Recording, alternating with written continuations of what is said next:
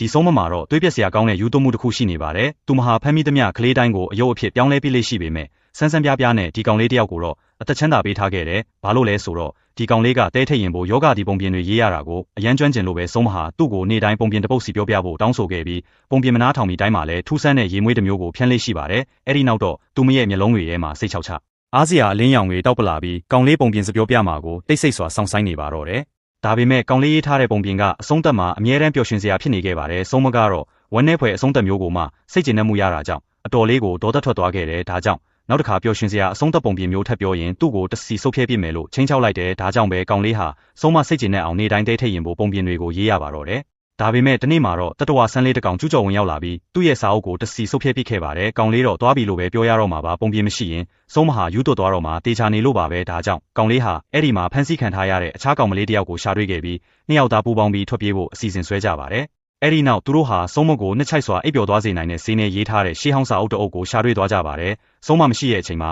သူတို့နှစ်ယောက်ဟာညွှန်ကြားချက်အတိုင်းတစ်ပင်တစ်မြစ်တွေကိုခူးဆွတ်ပြီးအစင်ချက်ပြုတ်ကအိတ်ဆေးကိုအောင်မြင်စွာဖော်ဆက်လိုက်နိုင်ကြပါတယ်။အဲ့ဒီညမှာတော့ပုံပြင်ပြောပြရမယ့်အချိန်မတိုင်မီကောင်လေးဟာအိတ်ဆေးကိုတောက်ဆရာထဲထည့်လိုက်ပါတယ်။ဒါပေမဲ့မထင်မှတ်ထားတာတစ်ခုဖြစ်ပျက်သွားခဲ့ပါတယ်။အိတ်ဆေးနဲ့တောက်ဆရာရောဆက်သွားတဲ့အခါအစိမ်းရောင်ဖြစ်ပြောင်းလဲသွားခဲ့ပြီးဒီဖြစ်စဉ်တစ်ခုလုံးကိုဆုံးမရဲ့မွေးထားတဲ့မောင်ပိုင်စီးတိုက်ကောင်မဦးကြောင်ကအပြည့်အဝစောင့်ကြည့်နေခဲ့တာပါ။ကောင်လေးလည်းအချိန်မရှိတော့တာမလို့ဒီအတိုင်းပြစ်မထားနိုင်ပဲဖြော်ရည်ကိုအစ်စ်ပြန်လုပ်ဖို့စဉ်းစားလိုက်ပါတယ်။ဒါပေမဲ့သူပြင်ဆင်ထားတဲ့အိတ်ဆေးကိုမောင်ပိုင်စီးကခိုးယူသွားမှအန်တရီထားမိလိုက်ပါတယ်။မကြာမီမှာပဲပုံပြင်ပြောရမယ့်အချိန်ရောက်ရှိလို့လာခဲ့ပါပြီ။ကောင်လေးဟာပုံပြင်တစ်ပုတ်မှမရေးရသေးတာကြောင့်တကိုယ်လုံးတုံရင်ပြီးအချိန်ဆွဲနေခဲ့ပါတယ်။ဒီတော့အတွင်းဆုံးမကလည်းသူမရဲ့ရေမွေးကိုဖြန့်လိုက်ပြီးကြောက်စရာကောင်းသလိုအပျော်လဲရမယ့်ပုံပြင်ကိုနားထောင်ဖို့မစောင့်နိုင်တော့ပါဘူး။စိတ်ပြာခတ်သွားတဲ့ကောင်လေးဟာလွတ်နေတဲ့စာအုပ်စာမျက်နှာတွေကိုတလိမ့်လန့်ကြည့်နေခဲ့ပါတယ်။ဆုံးမကဟင်းဟောက်လိုက်ပြီးသူ့ကိုစကားဖြတ်လိုက်တာကြောင့်ကောင်လေးမှာချက်ချင်းပဲပုံပြင်တစ်ပုတ်ကိုပါဆက်ကနေအဆင်ပြေအောင်ဂျပန်လောက်ကြံပြောလိုက်ရပါတယ်။ဒါပေမဲ့ဆုံးမကပုံပြင်မှာဟာကွက်တွေအများကြီးရှိနေမှန်းချက်ချင်းရိပ်မိသွားပြီးစာအုပ်ကိုလန့်ဆွဲယူလိုက်ပါတယ်။စာမျက်နှာတွေကတော့လုံးဝဗလာချင်းနေခဲ့တာပါ